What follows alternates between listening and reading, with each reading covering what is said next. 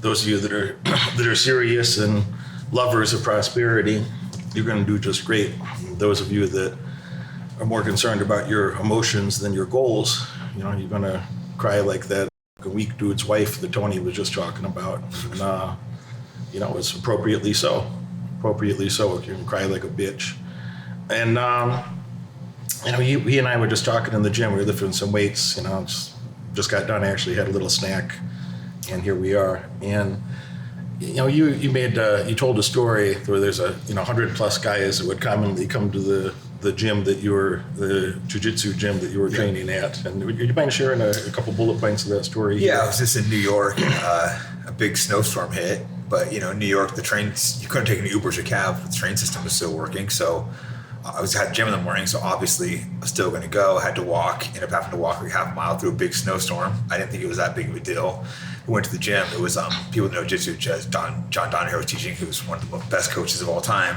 Typically in the morning, he'd have 100 people at his class. And I walked in, not a single person other than John Donahue sitting there. And then about 5 minutes later, George St. Pierre walked in, who is considered one of the greatest fighters of all time. And it was just, thought it was so strange to me because it never even crossed my mind not to go to the gym. I don't think it crossed George's mind or John Donahue, who's one of the best, so we have three people, two of the world's, best fighters, and then, one of the world's best coaches. It didn't even cross our mind people weren't going to show up. And apparently, 98 other people decided to skip the gym because of a snowstorm, which was utterly baffling. We were all laughing about it. And John's like, hey, look who showed up. This is interesting. Yeah. You and I both get excited about the topic that's very boring and painful to others of, that it requires consistency, success. If you want to be successful at anything, you have to be consistent at that thing. And I mentioned to Jake all the time, or we mentioned back and forth, like, to be really excellent at anything, you have to be willing to do those little boring things repetitively. And I think it's a great competitive advantage. I have very good IQ. My brain works well. But there's a lot of people out there that have a genius level IQ. There's plenty. There's, more than 1% of the population has that. So if 1 out of 100 people has it, it's not an extraordinary competitive advantage. It's nice. It's great. You'd rather that than be a dummy, but it's not an extraordinary competitive advantage. But what is if your brain works well and you're willing to focus on those little things that other people don't want to, and you're willing to show up consistently no matter what. And, I mentioned to Jake, a thought that I've had for many years is, you got to love your goals more than you love your excuses. Everybody's got great excuses. I happen to think smarter people have even better excuses. Yeah, they come up with more elaborate ones. The smarter make sense. The smarter you are, the better your excuses sound. So there's dummy excuses, there's dumb person excuses, but then there's like PhD level or world champion level excuses too. But the people that are really the best of the best, even if they have a PhD or a world championship at something, they realize when they're making an excuse, and they're like, oh, yeah, I could keep telling myself that, or I could just do the thing that I know I'm supposed to do right now. And I think that I'd love to hear your take on this, or what you might share with them. But I think that really is a big divider between people that are like great versus like the best. Yeah, absolutely, 100%. People have to just come in. It's interesting because I think, as I said earlier, someone will go to their job every day for 8 hours, some crap job. But if they're doing stuff for themselves, they're not willing to put in that 8 hours. Mm-hmm. And I guess because the short term, maybe you're not getting anything out of 8 hours, maybe the first year, 2 years, 3 years even. But in the long run, you're going to get a lot more out of those hours you're putting in from yourself over and over and over. So to get successful, as long as you're semi-smart and you have goals you're working towards, if you're working for yourself over and over for years, you're going to be successful. And I've even seen dumb people make multi-millions just because they're consistent. They have a little bit of path. They know what they're working towards. They take a little bit of chance with, entrepreneur. And I know 2 or 3 guys that are pretty low IQ and they're multi-millionaires just because they work hard, they're consistent. They get up every morning, they do what they say they're going to do. And that's, obviously IQ is going to help, but you can still, if you know where you're working towards and you're working hard, you're going to be successful. There's entrepreneurs out there that they're multimillionaires. There are many plumbers that are millionaires or multimillionaires. There are plenty of tradespeople. You could run a electrical type business, like electrician. You could be an electrician with a few people working for you or with you and make millions of dollars. You could be, you could remove garbage. You could run a custodial, like a cleaning company.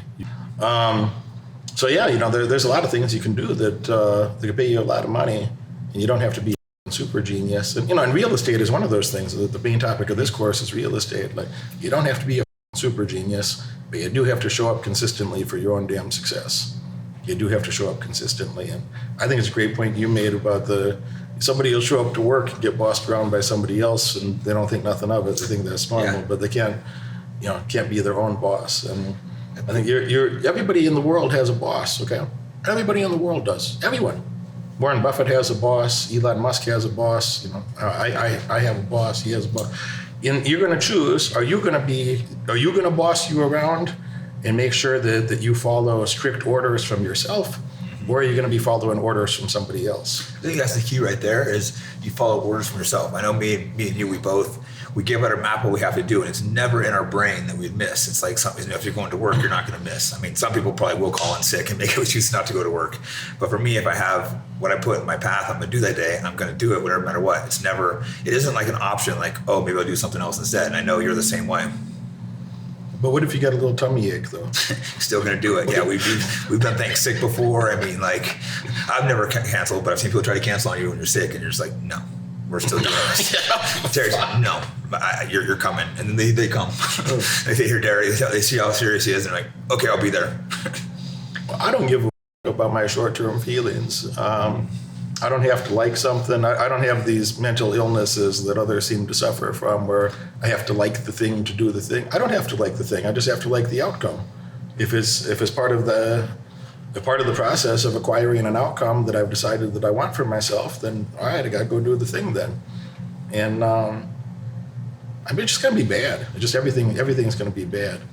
So these things it's quite literally a lifestyle choice that you could accept mediocrity.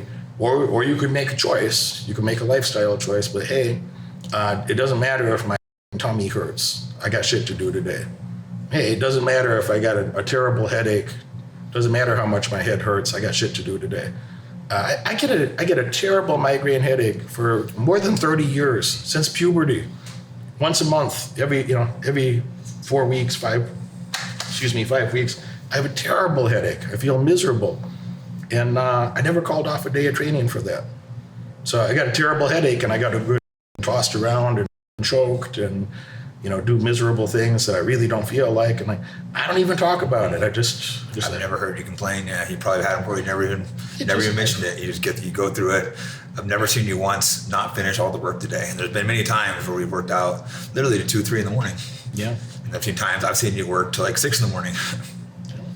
Sure, you don't enjoy it, but you never bitch about it. You never consider stopping it. It's what separates you from, like you were just explaining, how bad life can be versus how good it can be. It's these things that, especially as you get older, when you're young, the difference isn't so big, but as you get older, the difference just really skyrockets, and you definitely want to push towards the top, not the bottom or middle. There's a compounding over time, and you're not a complainer either, which is why you've been very successful. It's a compounding effect over time that you build a habit of that is going to create more success, or you build a habit that you're just accepting, any little thing that comes up is like an excuse to not do what you're supposed to do, to not be a man today. Yeah. Any little thing that comes up is like, oh, guess it's not important for my family to eat. I'm taking the day off. Well, what could I do? I had a little tummy ache. My tummy hurts. I couldn't work through it. Well, hey, if you can't work through it, guess what? Somebody else can, and they're going to have a better life than you. And that's what it is. So I don't have to like my short-term circumstances, and it's better if you don't. By the way, it's better if if you really hate your current circumstances, you work a lot harder to fix them. If you're content and you're like, oh, everything's good. When I look around, I think everything's great. When somebody asks me, oh, how are you today? I'm doing great, really. Like, I feel like a superhero most days. I'm strong. I got good fight skills. I got good strength. I got, my finances are really amazing.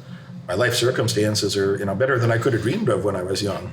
But why would I change the behaviors that led to those circumstances? No, exactly, because that's when you can start going backwards. Yeah. That's the same for me. My life is pretty comfortable. It's pretty easy. I could just kind of sit back and do nothing. But because my life is so good, I want to keep working hard and keep doing better. And then I'm around guys like you I see doing so well, which is a great motivation. Like, oh, I might as well make some more money. We're another conversation from the weightlifting gym today is like, I surrounded myself by a bunch of pro athletes. They're not just pro athletes, like world champions. All of them. That's what you've seen. Guys just working so hard, guys so good, so you skyrocketed. You don't realize you train harder than a lot of professional fighters train because you're training with the guys that have won titles. So you're training with like the best fighters. So you're working in when they're here doing 5-6 hours a day. Sometimes some of these pros are only doing 2-3 hours a day. They're not the ones that are winning titles though.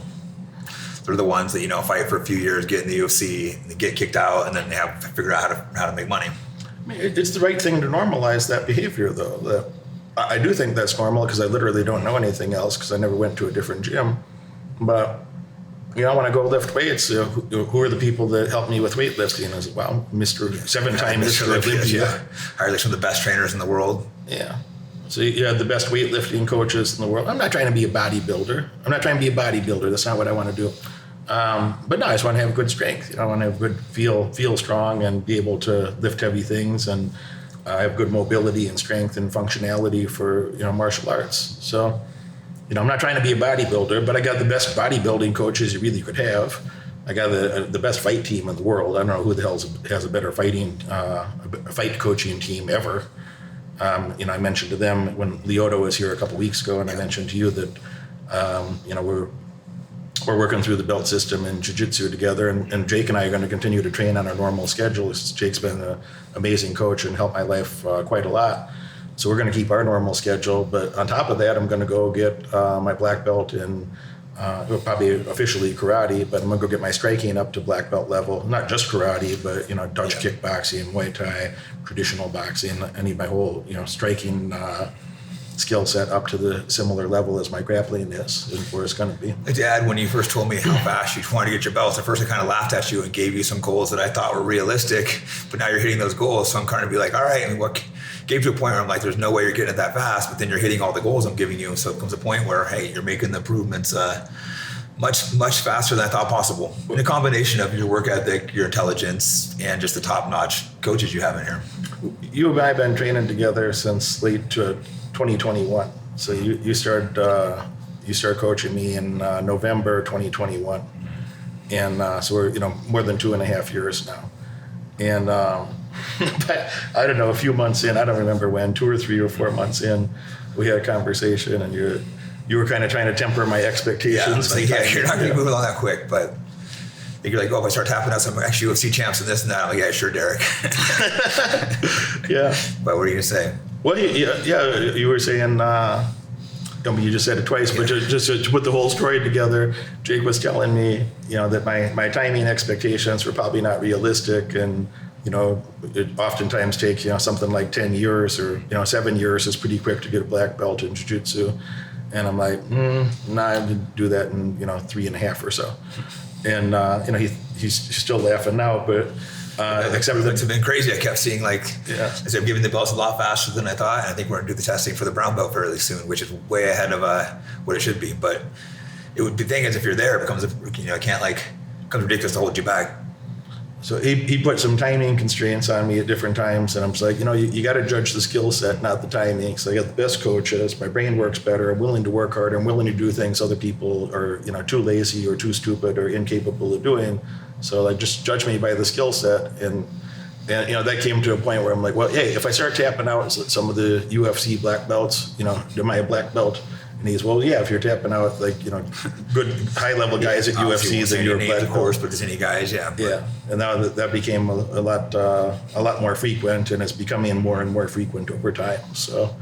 We got another year before we're talking about a black belt, so that'll be next summer. I already have it set in my head; it'll be next July. But I gotta show up consistently, and I gotta do the work consistently, and I gotta make him proud to say that's a legit black belt. Yeah, it's gonna be awesome. Like I said, your improvement has been insane, but to make it happen, it would have to be no slow down the way you've been training, and the improvement would have to stay at the same rate, which you've shown is possible. After I get my black belt, we're still going to see training at the same rate. So there's nothing changing. It's interesting too, because a lot of people will get the belt and they think, oh, I know everything now, which is and you've been fortunate enough to be around coaches that have, after I got our black belts, have kept learning. So that's what you're seeing, guys that keep learning. But a lot of guys get their black belt and they become all egotistical and like, oh, I'm a master now. I'm sure it's like that in business too, right? They get a couple of good deals and they're like, oh, I understand real estate now. I got 3 university degrees over there, high honors, highest honors, blah, blah, blah, honors. And, you know what they didn't give me with my university degree? They didn't give me $1 million check. None of them. I didn't Yeah. They gave me the degree. I just got a degree. They never gave me the check that goes with the degree. So yeah, you still got to go. You got a degree. That's nice, but you still got to go do the work and keep improving your skills and business acumen. And later on, you get those plaques over there that are $1 million, $1 million, 10 million, 25 million, 50 million. So then, those are the plaques that matter. And, you look in your bank account and you see what progress you made. I look at my bank account a lot more frequently than I look at those university degrees. Yeah, that means a little more than the degree's nice, but the bank account means a lot more. Yeah, the degree says you're supposed to know something about business, but the bank account or my brokerage account gives me a lot more information about what I know about business or how I've done with that information, that whatever that degree means. So, I like learning things. I always, I'll be a lifetime learner in business. You want to be good at something, you got to keep doing it. You watch this video all the way through, and that tells me you're dedicated to learning more and earning far above average outcomes in your life. Congratulations for that. But now it's time to take action. If you could have earned those results by yourself, you would have done it already. My head coach has opened up a few spots on his high-demand calendar for an in-person, one-on-one strategy session to help you. On this call, we'll give you the pragmatic advice that you can implement tonight to get laser-focused on the right metrics and leave mediocrity far behind in your past. Click that link right now in the description below and apply for your call immediately. Do it now.